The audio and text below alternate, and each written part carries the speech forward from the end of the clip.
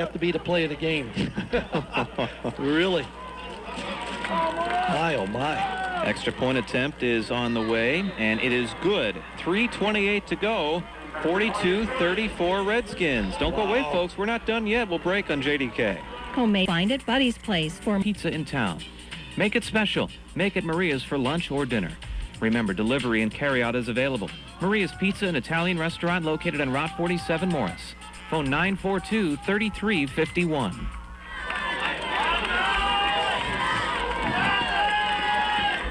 Okay. Jeez.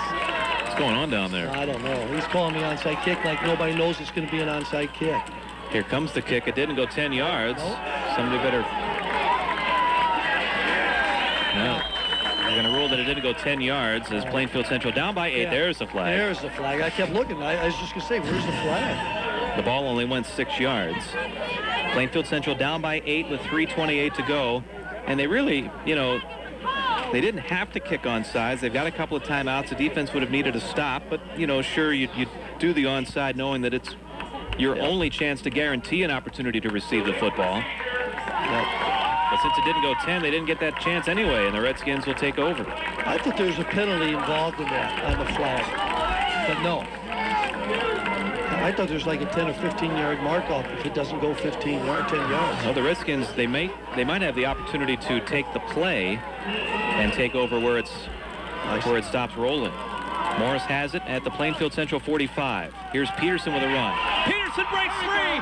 He's going to take it all the way. Attaboy. Matt Peterson. That might do it right there. 45-yard touchdown run for Peterson. And the Redskins retake that 2-touchdown lead. Yeah. Well, I'll tell you what, that was a big block.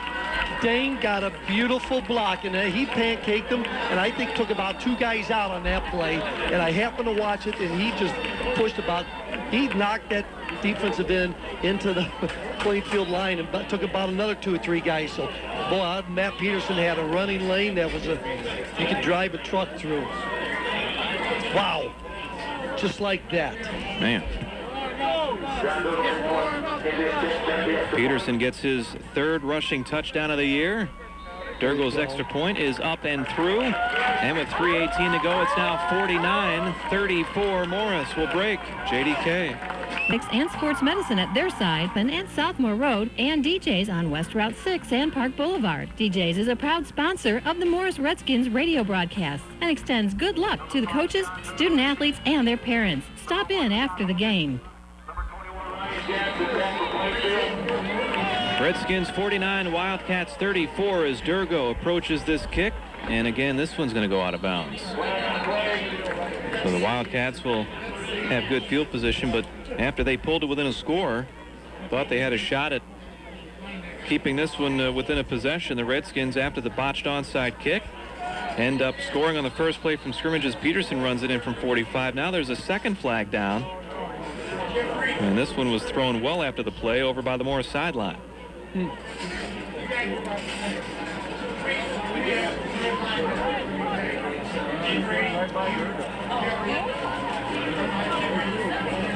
got an unsportsmanlike call against Redskins.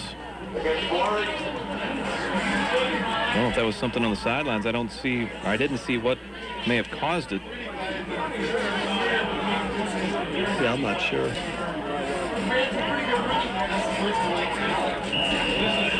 So that'll move the ball all the way out to the 50-yard line.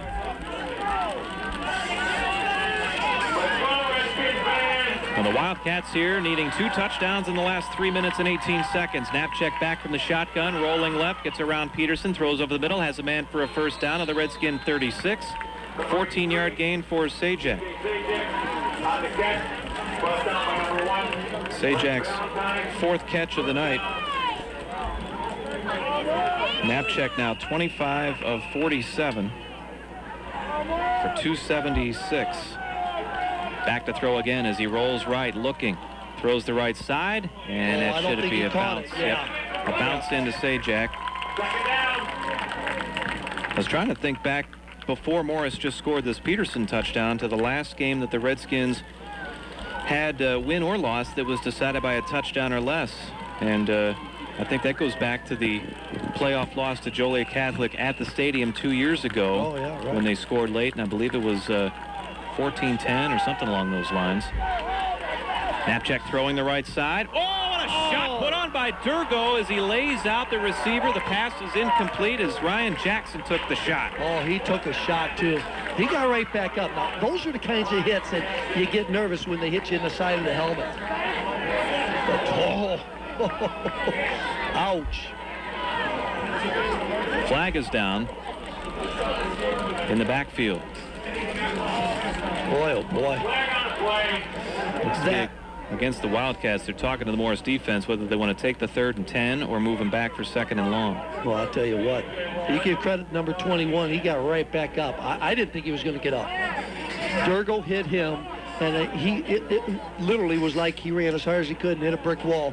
He just went down so fast. It was unbelievable. Down goes Frazier. Down goes Frazier. He went down. Whew.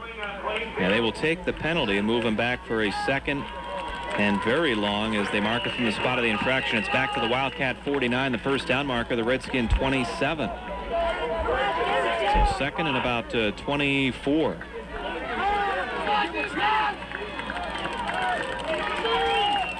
Here's Knapcheck, shotgun snap to him. Moves up in the pocket with some room. Now he's going to have to run with it to the 50, 45. He'll look for the sideline, and he'll get out of bounds at around the Redskin 35. Good pickup there of about 16 yards. We're down to 2:42 to go. Morris by 14, 49-34.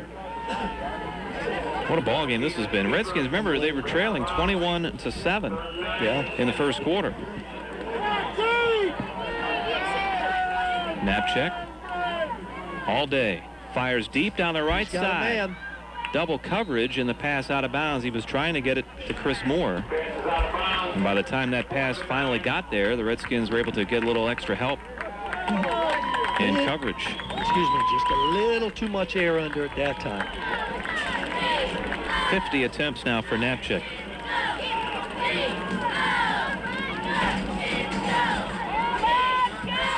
So now 4th down and 9. Wildcats with slim hopes of winning this game to begin with, and now with this 4th down, this is it.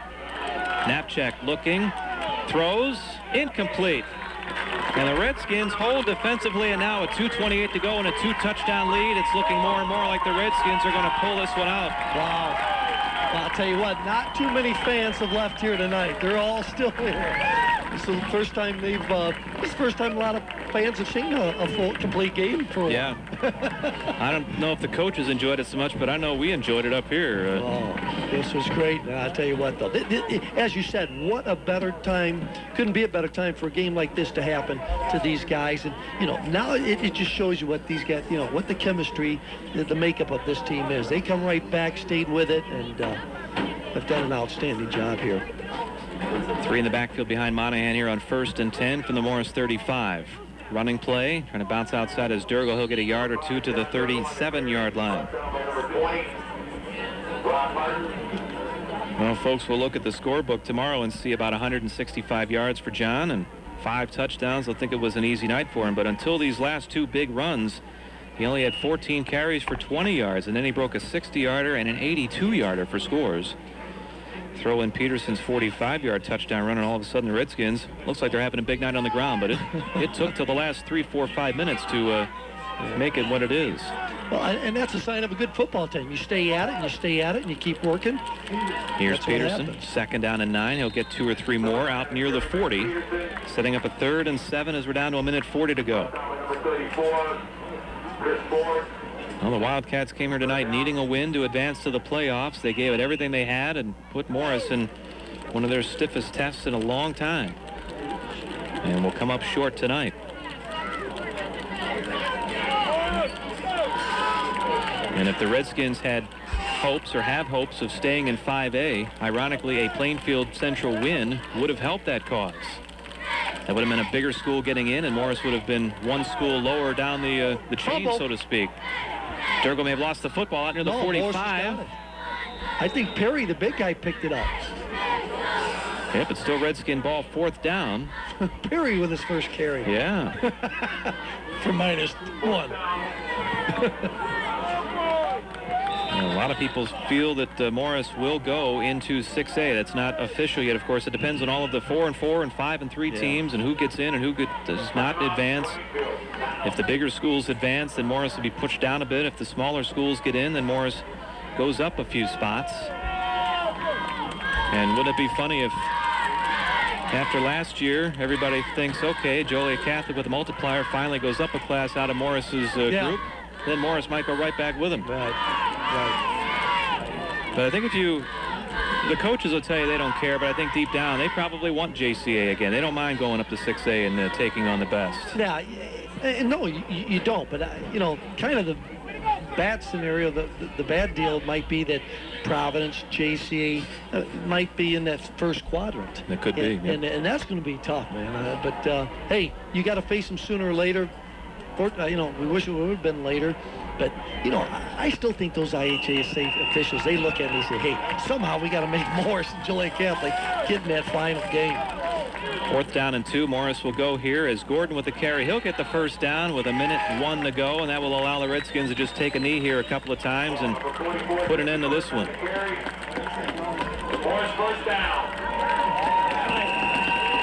49-34 Redskins. It was a struggle after Morris took the early lead. Plainfield Central in a minute and a half marched down and tied it. 2 more scores in that first quarter, and it was uh-oh.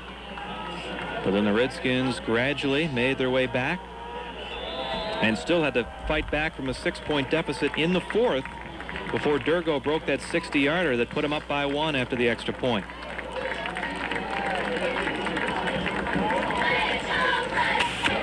Maybe one more snap. Down to 25 seconds. They might not have to snap it again.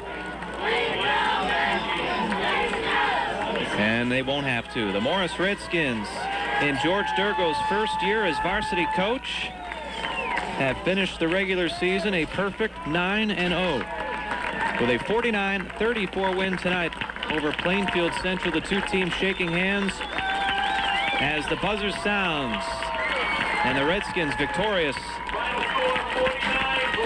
And I think all these guys will sleep good tonight. They'll be a little sore tomorrow, too. Hard-hitting game, an exhausting game as both teams back and forth, up and down the field, wildly entertaining. And the Redskins able to get some big plays late to pull away and run away with a 2-touchdown win. Yeah, I'll tell you what, we were on our edge of our seats for pretty much most of the game, but I kept saying, you can't panic. You got to make the adjustments. That's what they did.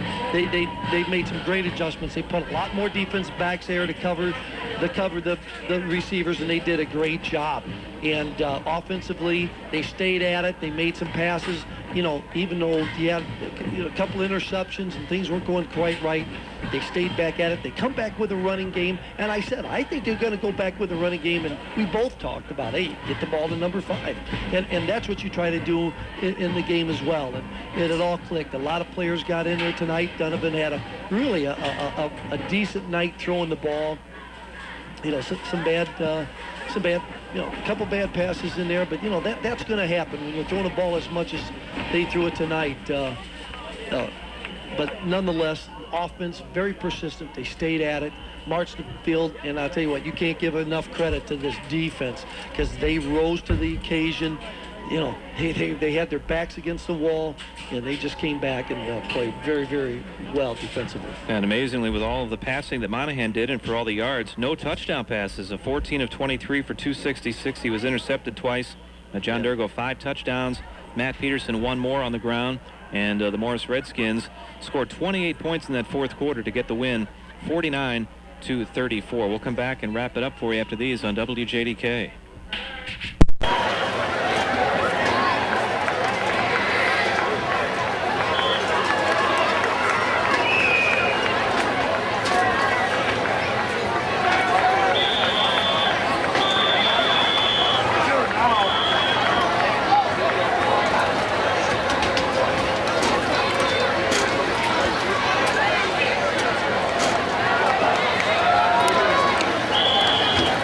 Morris High School as the Redskins celebrating a 9-0 regular season, and now they will await their fate tomorrow night 103.1 the place to hear the playoff pairings, as we'll get that started at 7:30. The pairings will be released, by the way, starting with 1A, working their way up to 8A. So 5A, 6A, right in that range. Probably about 8:30 or so is when we'll find out Morris's fate as to what class they'll be in. We should know what class they're in as we start the show, but their matchup won't be known until about 8:30 or so. We're thinking tomorrow night. We hope you have a chance to tune in. The ball game tonight, Morris jumped out to a early lead, 7-0 on a Durgo 1-yard run. They took the ball right down the field and scored, but then Plainfield Central, boom, boom, boom, right down the field with the pass. Hogan, an 18-yard catch, made it 7-7. And then Sajak, a 25-yard catch. Knapczyk, an 11-yard run, and all of a sudden after one, it was 21-7 Wildcats. And we were very impressed with that passing attack for Plainfield Central. No huddle, and the Morris defense really looked like they were confused and unable to make adjustments on the fly with that no huddle, and things were looking pretty dire then. Oh, they certainly were, and you know, I think we both got concerned the fact that, boy, those guys are, you know, kind of putting their hands on their knees at the first quarter of their game, thinking, boy, this is going to be a long game, man. But you know, that just shows, you know, how great shape these kids are in, and it just shows in the intensity and just the heart that these kids have. It proved a lot here tonight that these guys, and they proved a lot to themselves, that they can be down like this and then come back, and just what a great moral victory it had to be for them tonight. And the Redskins made some stops defensively, started to put a little bit of a stop on Knapczyk, and not so much with pressure, but coverage was pretty good, and Knapczyk wasn't as accurate as he had been in that early going. Then the Morris offense started to get on track, and they had to overcome 4 turnovers too, which is another point. Right. The defense had to bail out the offense several times after some misplays that cost them possessions. Durgo scored in the second to make it 21-14 at halftime on a 2-yard run. Then in the third, Durgo scored again to tie it, a 6-yard touchdown run. But then Plainfield Central came right back within the next 2 minutes, and more with a 25-yard touchdown catch. They missed the extra point attempt, made it 27-21. In the fourth, early on, Durgo, a 60-yard run as he got his first big play of the night. That put Morris up by a point. Then on Plainfield Central's next possession, Hennig with an interception return, 55 yards. That put Morris up by 7. They score again on Durgo's 82-yard run. Then the Wildcats came right back and scored to pull to within 8 with 3:28 to go. But then the Redskins, after a botched onside kick, score on their first play from scrimmage. Peterson, 45 yards out. Just nothing but big play after big play. And the Redskins tonight get 5 touchdowns on the ground from Durgo, 167 yards rushing. Monahan throws for 266. And even before, we're going to get to the play of the game in a second, the man who made the play of the game tonight, at least in our mind, a guy that I think even before this play we were looking at as a possible player of the game, Bryce Hennig, who had his best game of the season. He seemed to be all over the field defensively, making big play after big play, and he was very impressive tonight. Yeah, he was, and that's what you like to see. You like to see some of those younger players, you know, rise to the occasion, and he really did tonight. And I'll tell you, Mike Gronick, you know, here's a junior that came in, saw a lot of playing time here tonight too. Did an exceptional job. So you got a lot of kids. Matt Peterson, you know, he's going against a 6'7", 300-pound guy. He stayed getting beat up. Not beat up, but he couldn't get in there. I mean, it's like running around a house to get to the quarterback. But again, he stayed at it, made a nice quarterback sack when he had to, and again, just the persistent pays off. But you're right, Bryce Hennig, what an outstanding job in that play that he made. That interception was just turned the whole game around. Yeah, and that's the play of the game tonight after the Redskins had just taken the lead to make it 28-27. This is still early stages of the fourth quarter. Plainfield Central got the ball right back, and here's the case where there was a little bit of pressure. Knapczyk was forced to roll, and he threw against his body, and right there to pick it off was number 29 for tonight's play of the game. Knapczyk from the shotgun, looking, nobody open, rolling left, firing across his body, deep downfield. It's intercepted by Hennig at the 45-50, 45-40, 35-30. Hennig to the near side to the 20. He's going to take it all the way. Touchdown, Hennig! 55-yard score, and somebody wants him to go. Well, in case he didn't know, you had to remind him there. But yeah, the Redskins scored defensively there, and Durgo had so many huge runs tonight. We could have picked one of those, but it's nice to see Bryce get in there and make a big play. And I think you made the comment as he made the interception afterwards that he didn't hesitate. He just caught it, knew right where he wanted to go with it, and amazingly, for as long of a run back as that was, with as many bodies as he had to navigate around, I don't think he was touched on the way into the end zone. I don't think he was. Yeah. I mean, he just flew through there, and that's what I say sometimes. You can't waver. You just got to find the end zone, get a beat on it, and run as hard as you could. And he saw it was opening, and just took it up through there. And as you say, virtually untouched. But what an outstanding play! That rightfully so is the play of the game. And I'll tell you what, that couldn't have come at a better time right there. Well, the Redskins 9-0. The sophomores. In all of the excitement of the varsity game, we didn't get much chance to get in much else here tonight with as fast as the game went, pace-wise, play after play. The Morris sophomores did win tonight, 42-7, their 7th win of the season, so congratulations to those guys on a good effort this year, and now they're done. A couple of the guys will be called up to the varsity team, and now we find out who's next. It'll be a home game for Morris. We know that much for sure. They're going to do everything they can to make it a Friday night game next week, and now it's just a matter of who they play and what class they're in. Is it 5A or 6A? We'll have all the information for you tomorrow night at 7:30, and a lot more on this game and all of the area games tomorrow morning at 9 on Spotlight on Sports. Wilmington, big winner tonight, 21-14. Yeah. Well, we'll be in Indiana tomorrow, so I got to get the bat phone hotline so I can call in and find out what class they're in and who they're playing from. Definitely. Well, you know our number, don't you? I think. I got to get the secret number. I always get the number that puts me on hold for. No, I'm just kidding. I always get through there pretty quick and talk to you. All right. This game must have been a quick pace game. Jay hasn't even taken a bite of his sandwich yet. Yeah. He got that before the kickoff. Yeah, I'm gonna hold this and treasure this. That I got a sandwich that Coach Durgo bought me a sandwich, so I'm gonna hang on to this for a little bit. Well, the final score once again: Morris 49, Plainfield sent 9-0, and now it's off to the playoffs. We'll tell you who they play and what class they're in tomorrow night at 7:30. Hope you enjoyed the broadcast, everyone. We certainly enjoyed it. We'll talk to you again next week with Morris Redskin playoff football. For Jay Zimbalin and Bennett Phillips, this is Mike Williams signing off for Morris High School. Redskins win. Good night, everyone. We'll see you in the playoffs, everyone.